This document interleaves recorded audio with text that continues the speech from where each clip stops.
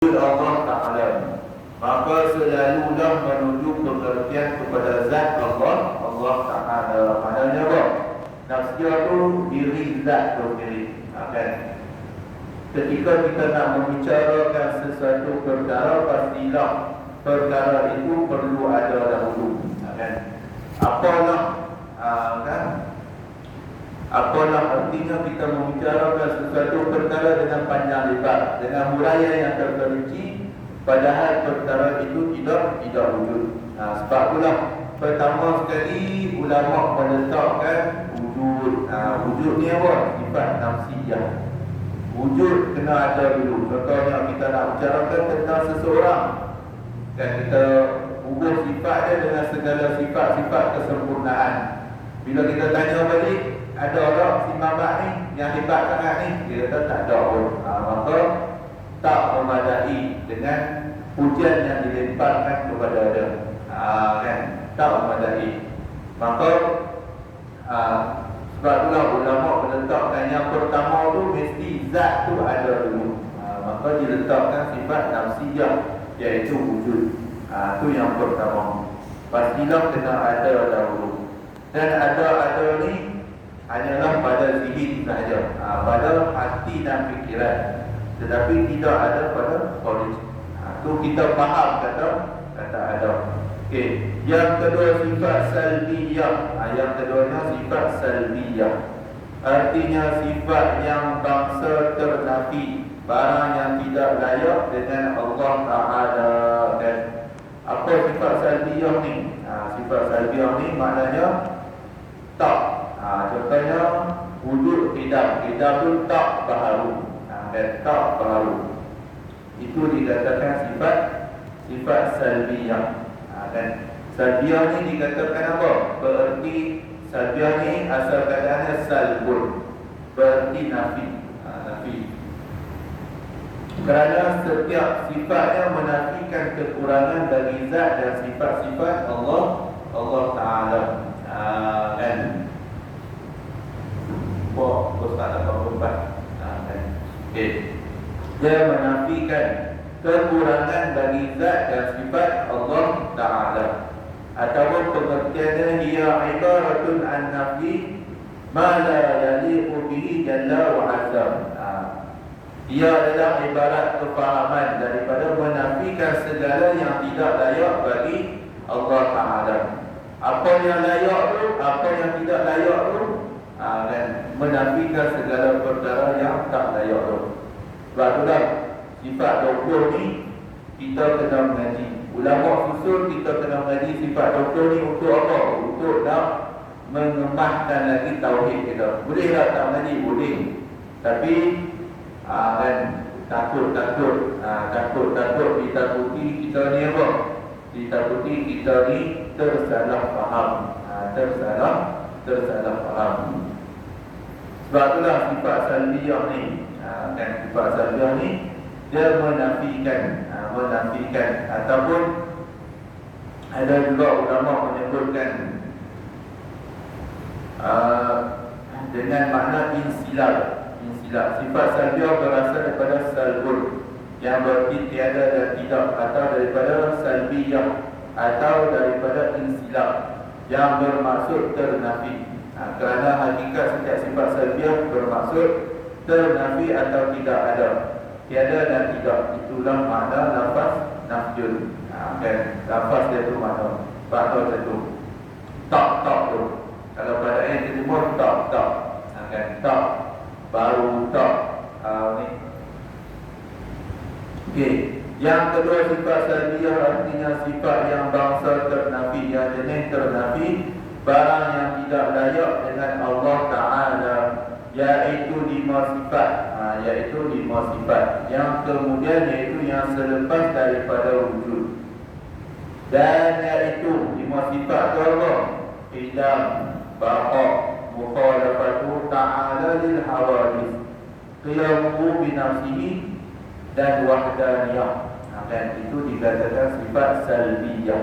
Sifat salbiyah iaitu menafikan segala kekurangan bagi Allah Subhanahu wa Ta'ala.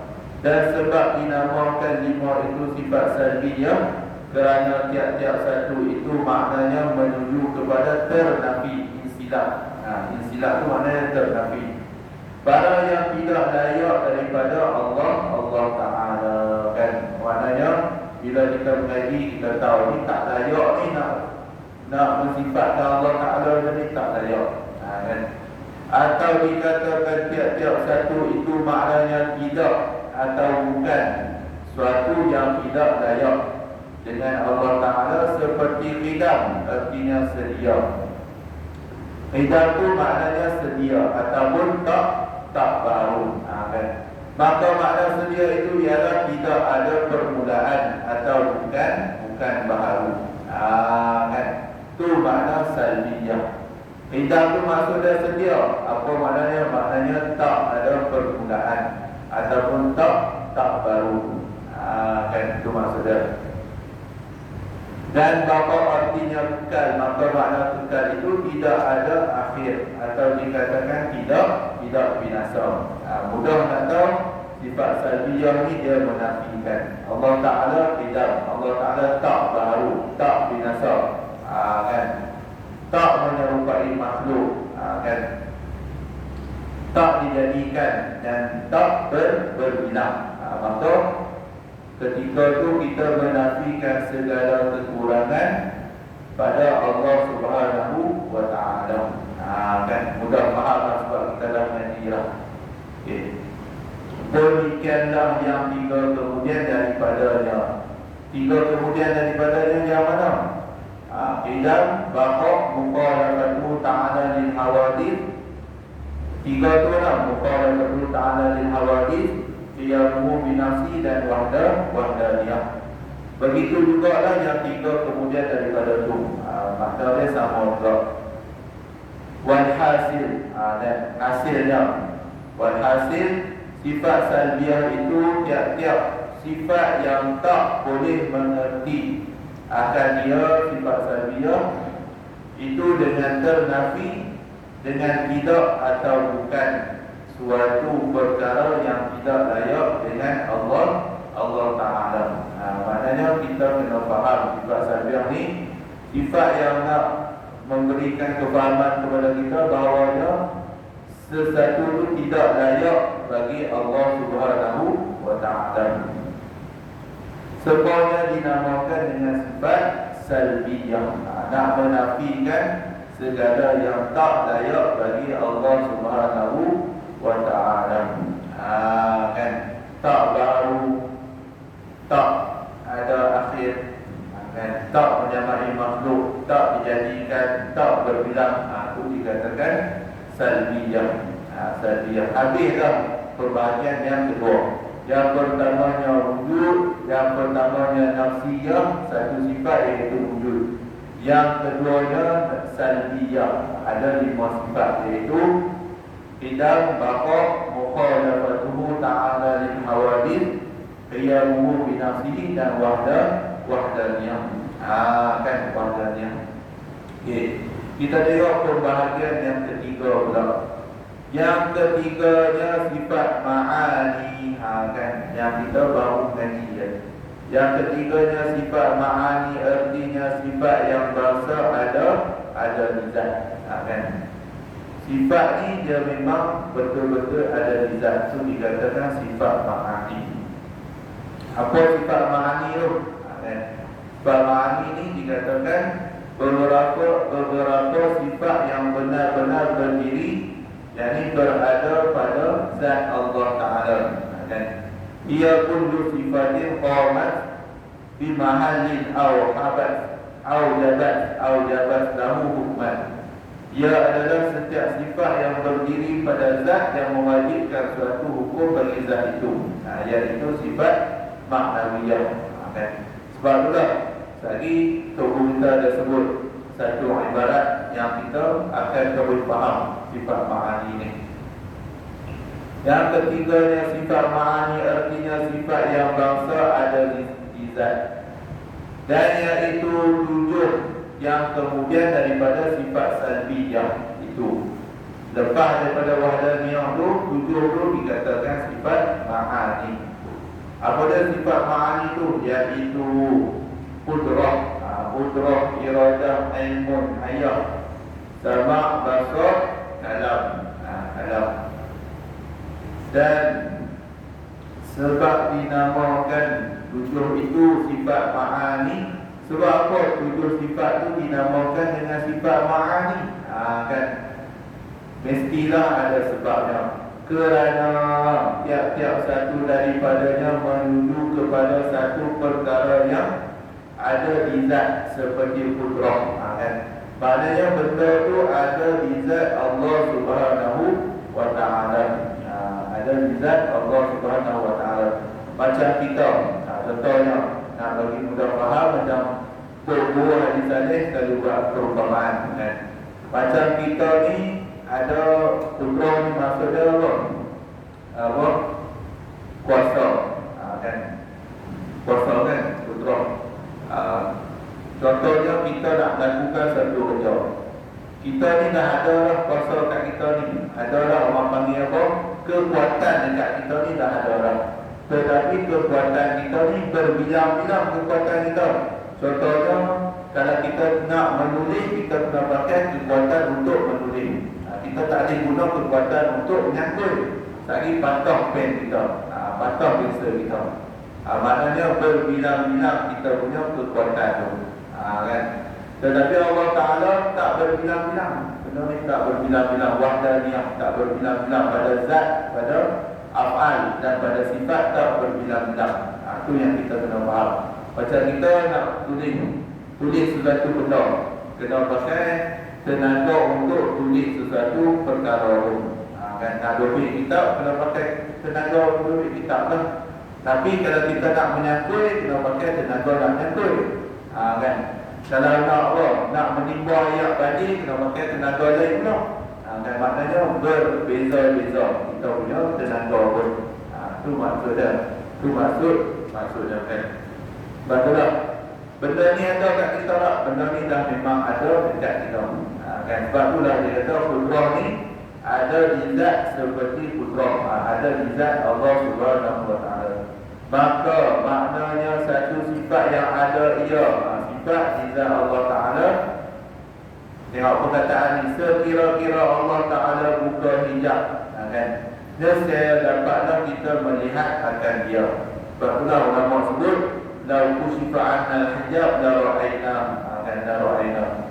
Seandainya dibukakan hijab, maka kita akan dapat melihatnya. Maknanya benda ni wujudi, benda ni ada sungguh. Benda ni memang ada sungguh. Sifat ma'ani ni memang sifat yang ada sungguh. Sebab itulah perkataan ma'ani ni berasal daripada ma'nan yang berarti sifat. Ia adalah lawan bagi perkataan zat. Kumpulan sifat ini disebut ma'ani kerana semua tujuh sifat ini adalah benar-benar sifat yang menyifatkan tentang Allah Subhanahu wa ta'ala. Dan dikatakan sifat ma'ani juga dikatakan dengan sifat wujudiyatun. Wujudiyatun. Apa maksud sifat wujudiyatun ni? Maknanya sifat ni memang betul-betul ada sebut. Sifat ni memang ada. Sebab tu dah di sini dia sebut apa? Tengok kat kitab tu dia sebut, kan? Dia sebut apa? Sekira-kira Allah Ta'ala, kan, buka hijab, nescaya dapatlah kita melihat akan dia, kan? Lau kusifa'an al-hijab la ra'aynahu. Kalau Allah Ta'ala buka hijab pada kita, kita akan nampak sifat ma'ani ni. Maknanya sifat ni betul-betul ada. Sebab itulah kita dekat dunia ni kita banyak terhijab dengan banyak perkara. Banyak perkara kita terhijab. Seandainya Allah Ta'ala buka hijab kita, macam mana dulu, lama lah, berpuluh tahun lah, waktu saya pergi ziarah Pak Sumit Bukit Bagar. Pak Sumit Bukit Bagar, waktu saya pergi ziarah tu, dia baca satu kitab. Dia sebut, dia kata daripada kitab Futuhat Makkiyah Ibnu Arabi. Dia kata seandainya Allah Ta'ala buka hijab pada manusia ni, nescaya manusia ni tak dapat nak berjalan di muka bumi ni. Sebab apa tak dapat nak berjalan? Kerana dia akan nampak macam-macam di sekelilingnya. Boleh jadi dalam masjid ni banyak jin. Sebab nisbah kita malaikat 90%, jin 9%, manusia hanyalah 1%. Kan? Kata Pak Sufi, kalau Allah Ta'ala buka hijab, kan? Ustaz Makiyah ni kitab Ibn Arabi, hebatlah kitab itu.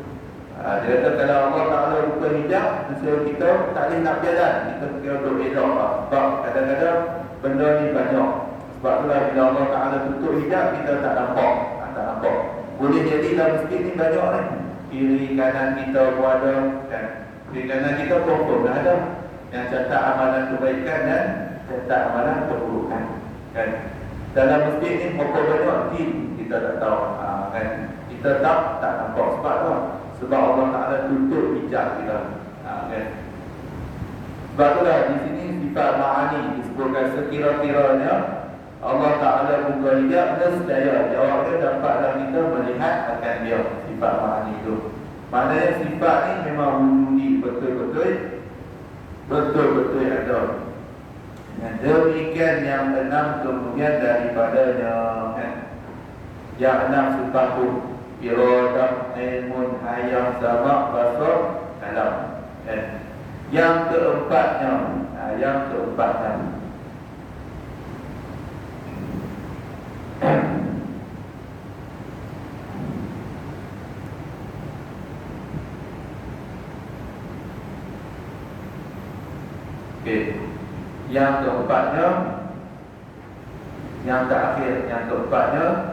sifat maknawiyah.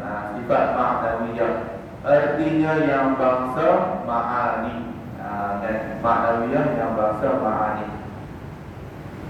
yakni sifat yang bangsa melazim dan melekat melekat akan sifat ma'ani bizat, dan iaitu 7 sifat yang kemudian daripada sifat ma'ani tersebut, iaitu kaunuhu qadiran, kaunuhu muridan, kaunuhu aliman, kaunuhu hayyan, kaunuhu sami'an, kaunuhu basiran, dan kaunuhu mutakalliman. Itu yang terakhir.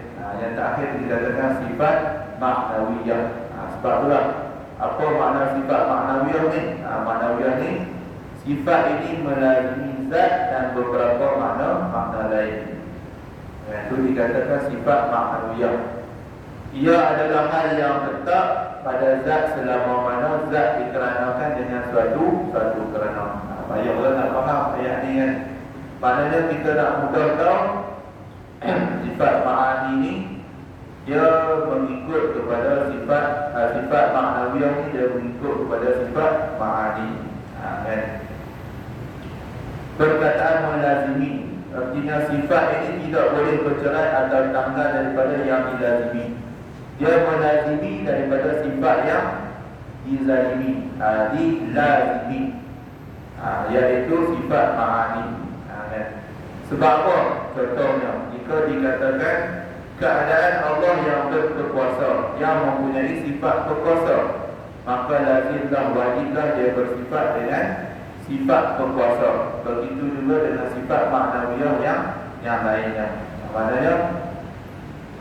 Maknanya sentiasa melazimi, dilazimi dan melazimi, kan? Allahumma sayyiban nafi'an, Allahumma hawalaina wa la'amina. Doa waktu hujan ni doa mustajab.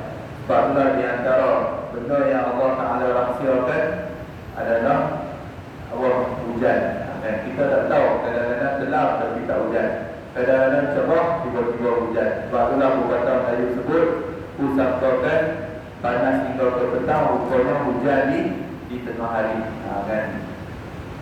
Apalah doa insyaAllah, kan? Allahumma sayyiban nafi'an, hujan mustajab doa.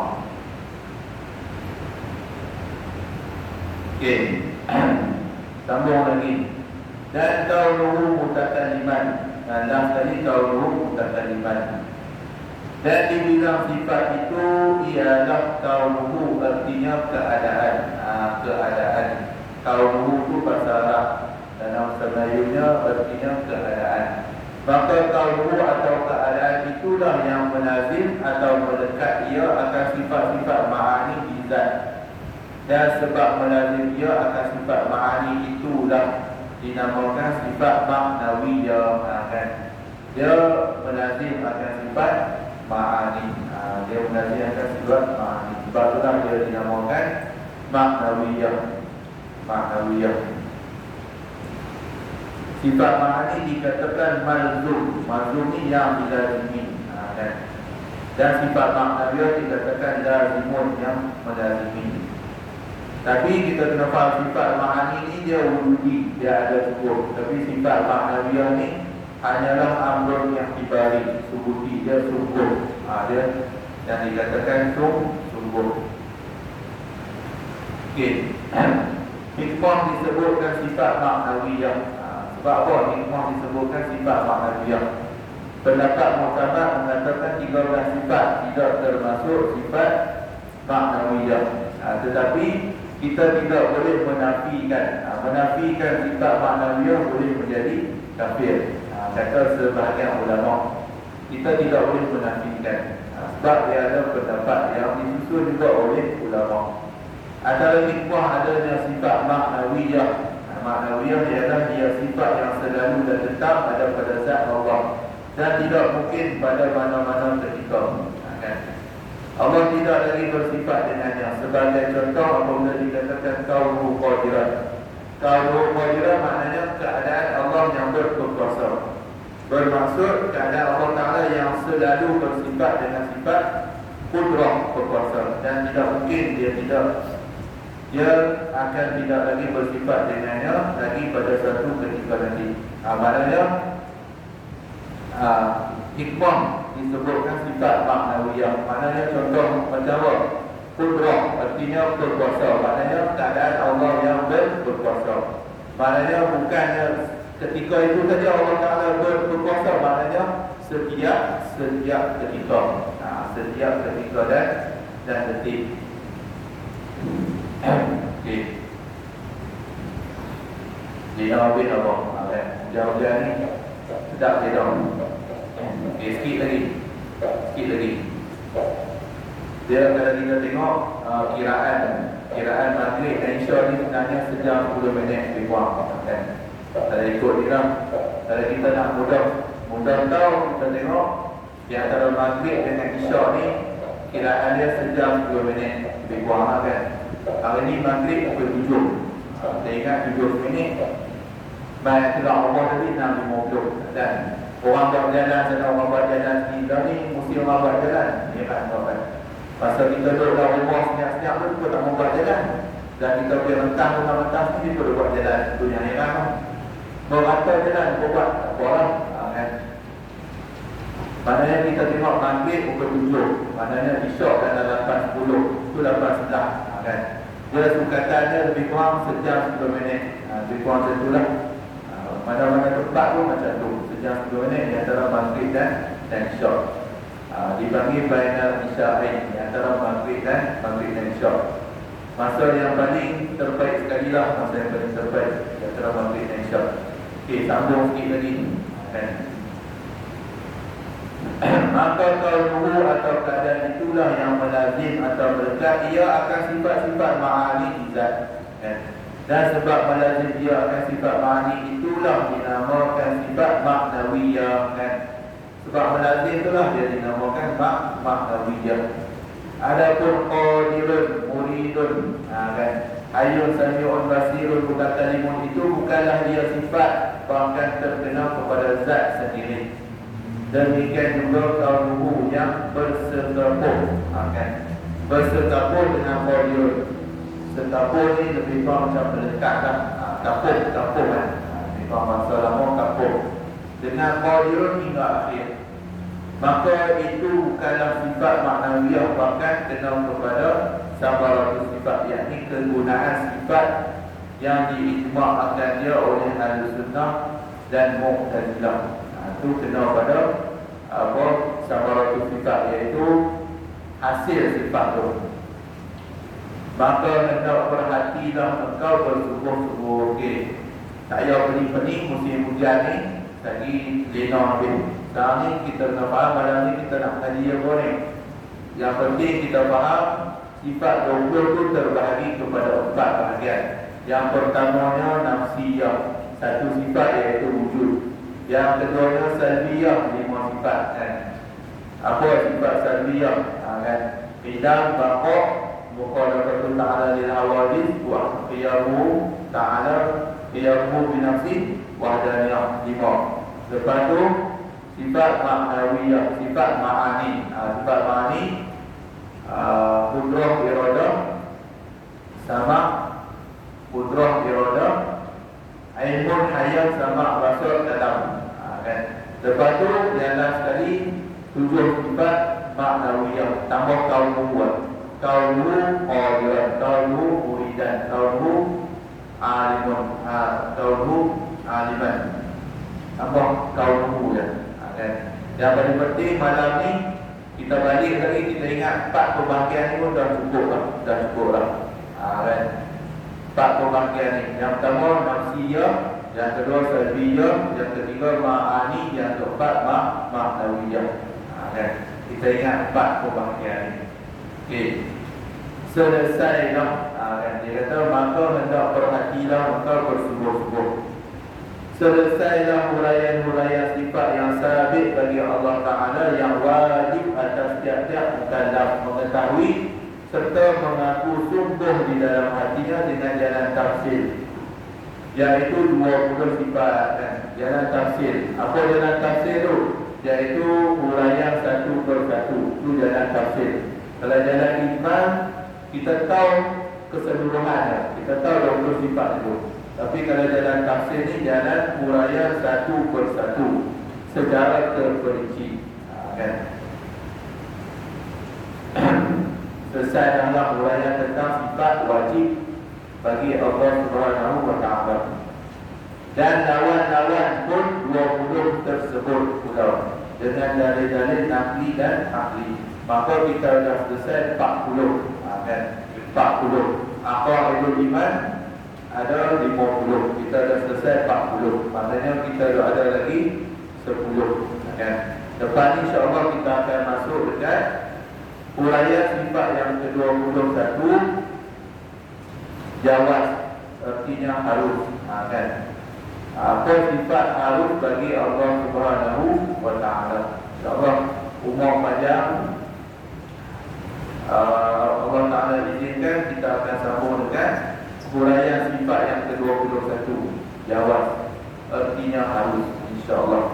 Wallahu a'lam.